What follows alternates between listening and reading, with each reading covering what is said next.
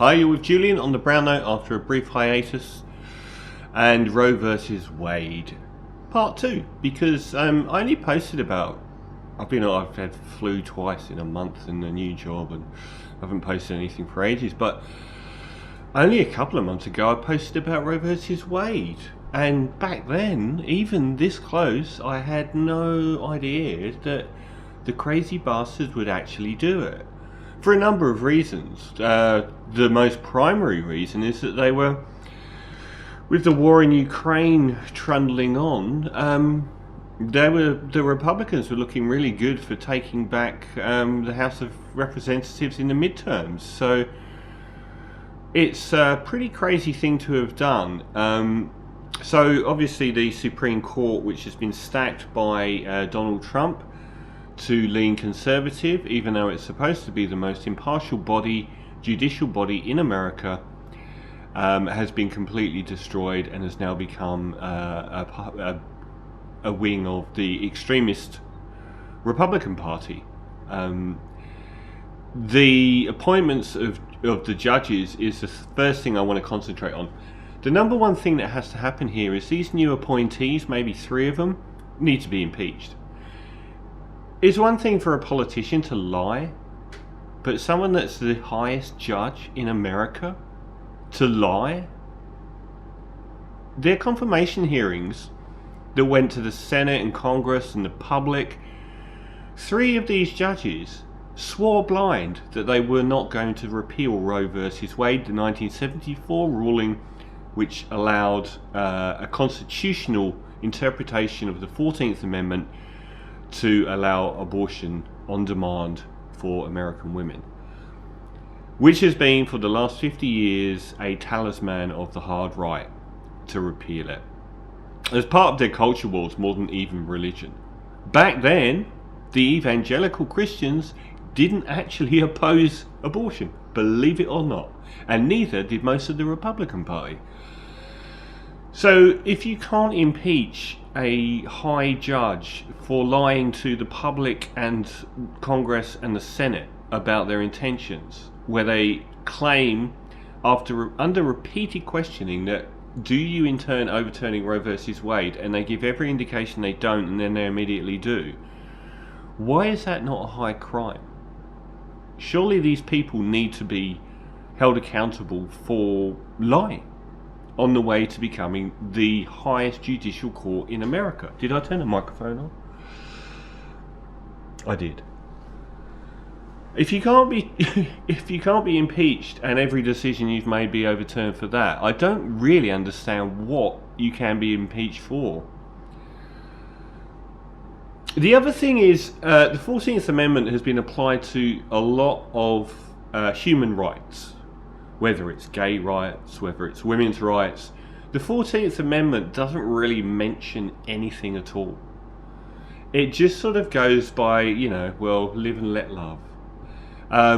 It's an anathema to, well, as has been borne out, it is open to being slayed by partisan hacks like these 6 Supreme Court judges.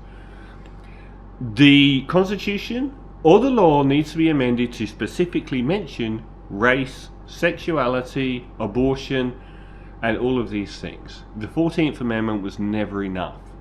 And that's been proven because we've got these hacks come in and dismantle it, despite being appointed by a president that never won the majority of American voters. So decisions are being made in America today that the rest of the world is shocked by, that makes you look like the Taliban. And it's a small minority of Americans that are doing it over the will of the majority. So that's something you might want to look at. The Supreme Court itself is hopelessly compromised. The idea of the Supreme Court is you've got this balanced judiciary at the top of the level of governance in America that will decide based on precedents, based on a moral and ethical judgment, not on partisan politics. We've seen the Republican Party stack the court and get the outcome on policies that they want. It's compromised. It's time probably for the Supreme Court to change. What's happened over the last decade is an abomination for justice and everything the Supreme Court stands for. And make no bones about it, this hard right, this Taliban-esque hard right, are the enemy of America. They haven't stopped fighting the civil war. There's virtually no progress in any area that's ever been made where they have ever given up fighting to overturn it. You would have been better, America, to let those states that wanted to fight the civil war form their own country. Imagine how far ahead you'd be now without having that dragging you down, that ball and chain. They're fighting most of the same battles. They haven't quite gone as far as let's reintroduce slavery yet, but they are still fighting the teaching of evolution, which was one of the first battles, the first anti-science battles they ever fought in the late 1800s, early 1900s. They actually fought to stop the teaching of evolution in schools. They've not stopped that. They've not stopped virtually anything else. So don't, what might they come for next? Well, we know because Clarence Thomas, the leading dissenter, has said that he believes similar judgments as the Roe v. Wade decision, which are interpretations of the 14th Amendment, should be reviewed, and the only reason you review them is to cancel them, which includes gay rights, sodomy laws, even contraception.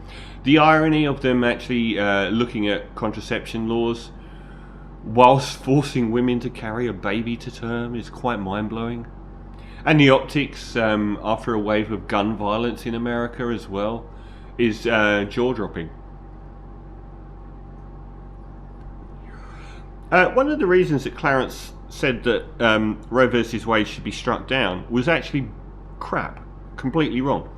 As part of the Supreme Court Friday decision to overturn Roe v. Wade and the nationwide right to abortion, Justice Clarence Thomas wrote in his concurring opinion that the medical procedure is not deeply rooted in the nation's history and tradition. That's one of the standards used to determine if a right falls under the 14th Amendment due process clause that Roe v. Wade previously determined abortion did because of a woman's right to privacy. Except, up until the late 19th century, newspapers published bulletins for the procedure of abortion and companies sold drugs to induce them. In fact, by estimate, 1 in every 5 women ended pregnancies at the time, and this is in the 1800s when abortion was very much legal. So yes, it does have a history of being legal in America, mate. We always feel like the Western world is progressing, and then there's this break, which is the right wing of politics. If you have a favourable view of, like my most favourable view of conservatism in politics is they want ultimately the same things as the left, but for society to progress at the same time, at a pace it's comfortable with. What we've got in the modern era is completely different to what conservative is. A conservative is the opposite of an ideologue. What we've got now is ideologues seeking to dramatically revert, to change, as part of their ideology. My own thoughts on abortion are very simple. 1, it's not my business. 2, if you're looking at the scientific medical side of things, what constitutes a human life? For me, it's a contiguous, connected brain with functioning organs and a fired up consciousness, which happens about 28 weeks into a pregnancy. So, and anything else is a complete lie. There is no personhood without a functioning brain or a connected central nervous system. There is no viability without functioning organs. You are looking at about 28 weeks in. So up until 24 weeks, I am for abortion in any circumstance, as many times as you want, even for contraception. The only reason you're not is religion. And I support your right to your religion, and you also support the same thing I do, which no one else gets to tell you what to believe. And no one is stopping you from not having an abortion. So I'm completely and utterly for it. I understand that It's much more than that. It's about controlling a woman's body and a woman's sexuality, which used to be controlled completely by men. And, you know, those olden day men still exist amongst us. They just aren't allowed to get away with as much as they used to get away with. But they would if they could, and they're trying. Back in the 1950s in America, when abortion wasn't legal under the Constitution, around 2 million illegal abortions happened a year. Abortion will always happen. All you're doing is you're saying that we will criminalise a woman for getting pregnant whilst not punishing a man for doing exactly the same act as she did, and that woman is actually nothing more than an incubation system for a baby. A baby I will have nothing to do with, a baby I won't offer universal health care to, a baby I won't offer free college education to, a baby I won't offer its parents any form of paying wage job, usually given how much this impacts lower wage people. A baby I won't guarantee their rights on any level, including if they're a woman or if they're gay. It is about controlling women. It's about controlling a woman's sexuality. This, I thought, was a really interesting post about the nubbiness of what's going on. Reasonable people can disagree about when a zygote becomes a human life. That's a philosophical question. However, regardless of whether or not one believes a fetus is ethically equivalent to an adult, it doesn't obligate a mother to sacrifice her body autonomy for another, innocent or not.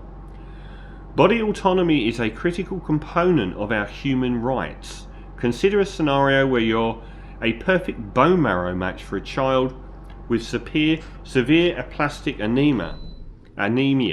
No other person on earth is close enough to a match to save the child's life, and the child will certainly die without a bone marrow transplant from you.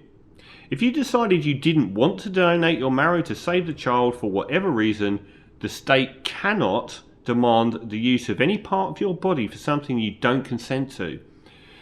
It doesn't matter if the procedure required to complete the donation is trivial, or if the rationale for refusing is flimsy or arbitrary, or if the procedure is the only hope the child has, or if the child is a genius or a saint or anything else. The decision must be voluntary. This right is even extended to a person's body after they die. If they don't voluntarily commit to donate their organs while alive, their organs cannot be harvested after death, regardless of how useless those organs are to the deceased or how many lives they would save. That's the law in America today. Use of a woman's uterus to save a life is no different from the use of a bone marrow to save a life. It must be offered voluntarily. By all means, profess your belief that providing one's uterus to save a child is morally just and refusing is morally wrong. That's a defensible philosophical position, regardless of who agrees or disagrees, but legally, it must be the woman's choice to carry out the pregnancy. She may choose to carry the baby to term, she may choose not to.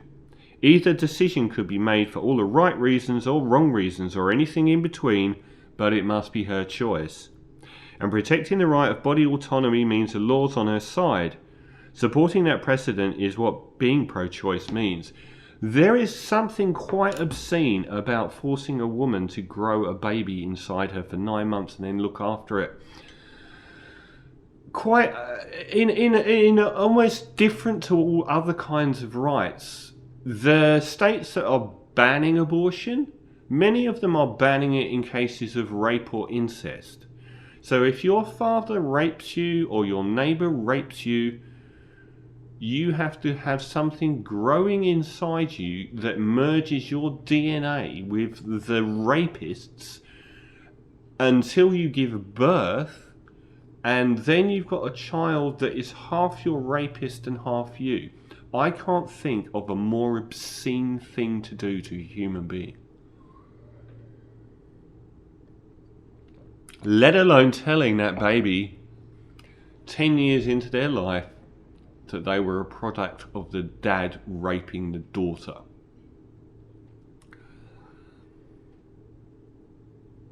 This has always been about a woman's sexuality, but it's always been about a culture war, which is the polarization of American politics. One side has its issues, its hot button issues, and it will never let go of any of them. And Roe versus Wade was the crystallization of that. Trump was right. Trump's come out and said something quite savvy, which is like Trump's being credited with being the guy that got Roe versus Wade overturned. The pro-choice guy who flipped to being anti-abortion when he stood for government. Do you guys just not even care? Like, this is like the least anti-abortion pro-democrat you could find, and he just flipped to being anti-abortion. But he's come out and said the Republicans shouldn't have done this because it's going to cost them the midterms, in so many words. And yeah, he's shown a bit of political nous here. This is what the most cynical side of me. I swore blind that the war in Ukraine would be over in 2 months, and it's looking like I was very wrong here. Primarily because it's hurting the West so much. The cost of living has gone through the roof. It's hurting the third world even worse. The supply chain of things like bread. That it's unsustainable for the Western world to just continually do what they're doing, which is not suing for peace, but continually supporting the longevity of this hugely damaging war. The only people who are... This is all happening inside Ukraine, so we're just supporting more destruction of Ukraine. It's an obscenity. But I thought, there's no way that America will do this. But then I underestimated just how vicious the military-industrial complex was. Because I said it will cost them the midterms. And we all know, after 8 years of Obama, that if the Republicans have control of any house, they will vote 100% to oppose anything the Democrats do. So, disaster. But maybe they had a silver lining checkbook here, which was this is going to galvanize Democratic voters, particularly in these Republican states. Trump said that these suburban housewives that came out and destroyed him, maybe not to his full usage of the English language, but that won the last election, were going to come out because of Roe versus Wade being overturned. And I believe they are. This is like the golden gift for the Democrats. They're playing with fire. I mean, with such an extreme Republican Party, they're playing with fire here. They should be suing for peace in Ukraine before August, and then going out of their way to campaign on Roe versus Wade. Now, another element to look at here is, why do the right always win these battles? They don't have anything like the majority. More than 60% of Americans support abortion, and have done for four decades. The reason is this: they focus on an issue and they all religiously join in. They all point the same way, while the left flounders around and says, I'm not... Like in Australia, we've got the Greens and Labour could have destroyed the right wing of politics, but the Greens and Labour, one side saying, oh, you're not doing enough in our direction, so we're going to block this, and so they're never on the same page. The right are. The right didn't care that they voted for a racist, brutal, misogynist, thrice married, lying, hypocritical basket case like Donald Trump because he was for overturning Roe versus Wade. They had one issue and they did it, despite probably 28 or something % of Americans wanting to overturn Roe versus Wade. The left and the centre need to wake up. They can't keep having their... They need to focus on an issue and fight it. Regardless of if someone's doing it 100% the way you want, you keep losing to the right. The right in America, the old white male hierarchy, has got smaller and smaller, and yet they keep winning these ideological battles. And it's less about religion than the culture wars. It really is about redefining what America is. They want this white bread America where things like abortion are banned and gay marriage. It isn't really a religious proposition. So where to now? Well, they're obviously going to go after everything because there's just no shame in these people, and they believe that they have to wind back America to some invented 1950s. And they're going to keep doing it, but it's also going to cost them any popular vote in any election going forward, and that's the plus point.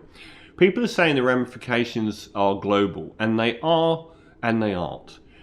In a country like Australia or the UK, where we've had our populist pro-Trump leaders, we're very different countries. You look at the UK Conservative Party, they've been pro-action on climate change since the start of the 2000s. They aren't the same. You aren't getting anywhere in the UK with anti-abortion laws. You aren't getting anywhere in Australia with anti-abortion laws. That kind of hardline right-wing religious zealot belongs in the same sort of marginal bracket as One Nation or the United Australia Party, where you might get 4 or 5% of the vote. The only reason that we had two Liberal governments after Tony Abbott was because they both pretended to be centrist. And when they drifted further to the right, they got absolutely annihilated. At the last election, the Liberal Party lost half their seats, even going slightly in this direction. Where it is bad is places like Latin America. Latin America is now leading America when it comes to progressive politics, which is just mind-blowing. But in places like Ecuador, where they routinely jail a woman for having a miscarriage for 30 years, it is dangerous. I don't think that most of Latin America will have enough of an energized base to go backwards. And it's always really sad to see progression go backwards. But the places that are still fighting to get it in the first place, they will be turning to America and saying, oh, look, America, the most powerful country in the world. They've just gone down this road. Latin America's the most Catholic place on earth outside of the Vatican. And they're starting to pass more and more progressive laws on gay marriage, abortion, all of these things. And America's going backwards. I want to play out on this. I don't know how well the sound will come out. I don't know who the lady is. She says absolutely everything that I want to say in 1 minute of rising power. So hopefully it comes out to some degree, or at least you can hear her. Adios. These comments might be strong, but it's how I genuinely feel. I don't care that you're a Christian. I don't care what the Bible says. Like, I feel like it's a clown show, like sitting here trying to decipher what your little mythical book has to say about these very real political issues, right? I don't care if you're Christian. In fact, I will fight for you to have your religious liberty and practice your Christianity. I believe in that. I don't believe in Christianity, which means that you do not get to dictate the way I live my life based on your religion. I don't care what the Bible says. You have every right in the world. All those women who identify with your religion have every right in the world to not get an abortion, to not take birth control, but they do not have the right to dictate my life and what I decide to do with my body. I don't care about your goddamn religion. I'm so tired of having nonstop conversations about what the Bible says. You live your life in the way that you interpret the Bible. Again, I don't care, but you don't get to take the Bible and tell me, well, the Bible says this in this chapter in this verse. I don't care. I don't care. I don't believe in it. And I have the right, based on our Constitution, to not believe in it.